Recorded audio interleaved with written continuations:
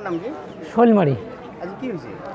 আজি ইয়াত লাইনৰ এজন মানুহ মানে লাইনৰ কাম কৰাওঁতে মানে টেংকি লিক হৈছে বুলি আমি শুনি পাইছোঁ।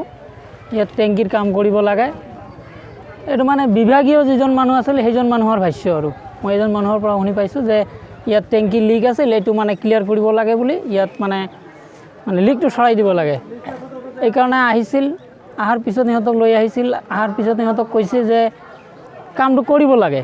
সিহঁতেতো লেট কৰি আহে, ইয়াত নাথাকে কিন্তু বিভাগীয় যিটো মানুহ ইয়াত নাথাকে কিন্তু মানে আটাইকেইদিন আহিব, সি অহাৰ পিছত ইয়াত যদি ঘাঁহ আছে ঘাঁহ কাটি লৈ যায় তাৰ গৰুক খুৱাব বুলি লৈ যায়, বেলেগক কিন্তু সোমাব বুলি নিদিয়ে। সিহঁতে এতিয়া আপুনি কি বুলি ভাবে ঠিকাদাৰৰ গাফিলতিৰ কাৰণে? এইটো কমপ্লিটলি মানে ঠিকাদাৰৰ আৰু মানে বিভাগীয় মানুহৰ গাফিলতি। এইকাৰণে মানে এইটো আজি যিটো ঘটনা ঘটিছে এইকাৰণে এইটো হৈছে।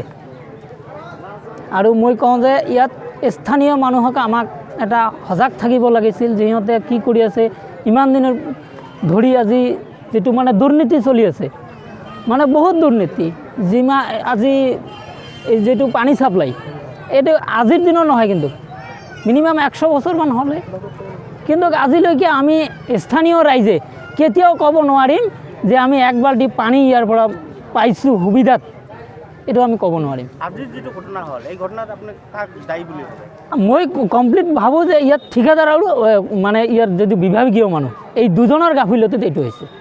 নাম কি আছিল? এজন ছবিয়াৰ আছিল, আন এজনৰ নামটো মই নাজানো, ঠিকাদাৰজনৰ নাম মই নাজানো, যিহেতু মই আপোনালোকক কেনেকৈ ক'ম।